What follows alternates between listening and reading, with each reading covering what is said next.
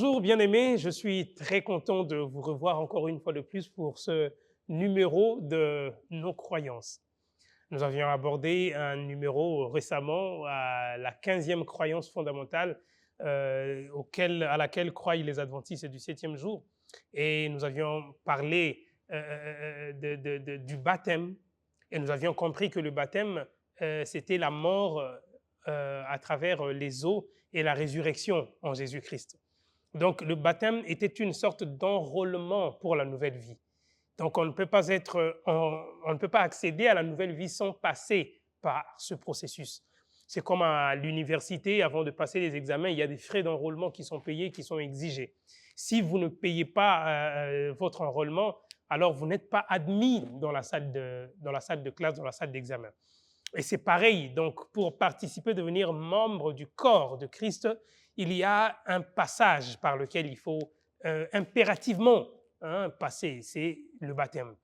À travers le baptême, nous mourons avec le Christ, nous ressuscitons avec lui et nous commençons une nouveauté de vie. Et en parlant du baptême, nous avons insisté sur le fait de la nouvelle vie. L'avant-baptême ne doit pas être égal à l'après-baptême. Et ça, c'est quelque chose de très important sur lequel nous insistons tellement. J'étais voleur avant, après avoir reçu les Seigneurs, je suis entré dans les eaux des baptêmes, enrôlé pour la nouvelle vie, j'abandonne le vol. J'étais menteur, je cesse avec le mensonge. J'étais adultère, j'abandonne l'adultère, l'impudicité. J'étais brutal, je deviens doux. J'étais colérique et violent, je deviens tout bonnement tendre et tellement doux à la fois. Ça, ce sont les caractéristiques, les évidences, les preuves qui démontrent et qui confirment vraiment que cette personne est passée d'une ancienne vie à une nouveauté de vie. C'est comme ça que l'apôtre Paul parle du vieil homme duquel nous devons nous débarrasser et de revêtir la nouvelle personne. Et cette nouvelle personne, c'est le don du Saint-Esprit que nous recevons. Le Saint-Esprit nous guide, il est la lumière qui nous mène dans cette nouveauté de vie. Cette nouvelle vie avec ses nouvelles règles et ses nouveaux principes. Alors aujourd'hui, nous allons aborder la 16e croyance fondamentale. Mais avant que nous ne puissions l'aborder, je vous invite à incliner vos têtes là où vous vous trouvez et nous allons prier.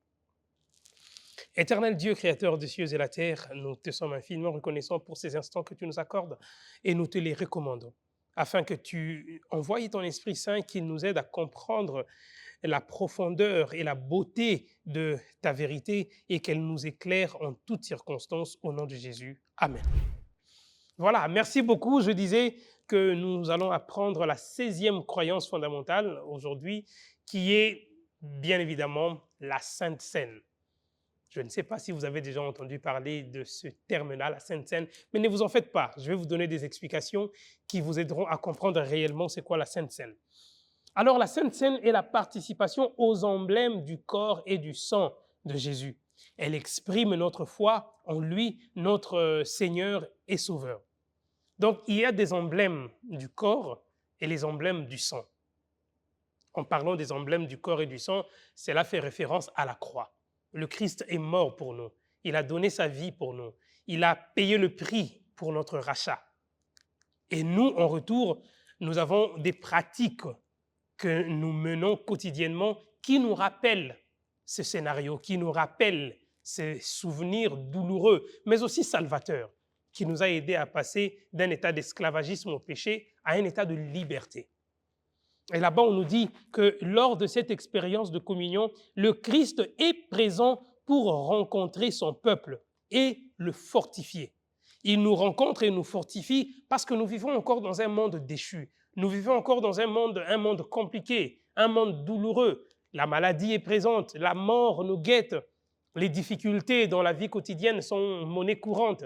Et il est là pour nous fortifier et nous rappeler, écoutez, j'ai combattu contre ce monde et je l'ai vaincu. Ne vous effrayez pas, je suis là. Et voilà, j'étais mort, je suis revenu à la vie et je détiens entre mes mains les clés de ces jours de mort. La vie et la mort dépendent de moi maintenant. Tenez bon, regardez à la croix, voyez ce que j'ai accompli et je continuerai à être avec vous jusqu'à la fin du monde, jusqu'à la fin de temps. Voilà ce qui se produit réellement à chaque instant où nous célébrons dans l'Église la cérémonie de la Sainte Seine. Et je vous invite de ce fait à lire avec moi dans le livre de 1 Corinthiens, le chapitre 10, L'apôtre Paul nous donne bien de détails qui peuvent nous être beaucoup plus utiles. Le chapitre 10, vous pourrez lire à partir du verset 16. La parole de Dieu déclare ce qui suit. La coupe de bénédiction que nous bénissons n'est-elle pas la communion au sang de Christ? Le pain que nous rompons n'est-il pas la communion au corps de Christ? Puisqu'il y a un seul pain, nous qui sommes plusieurs, nous formons un seul corps. Car nous participons tous à un même pain. Donc, pendant la cérémonie de la Sainte Seine, nous mangeons du pain.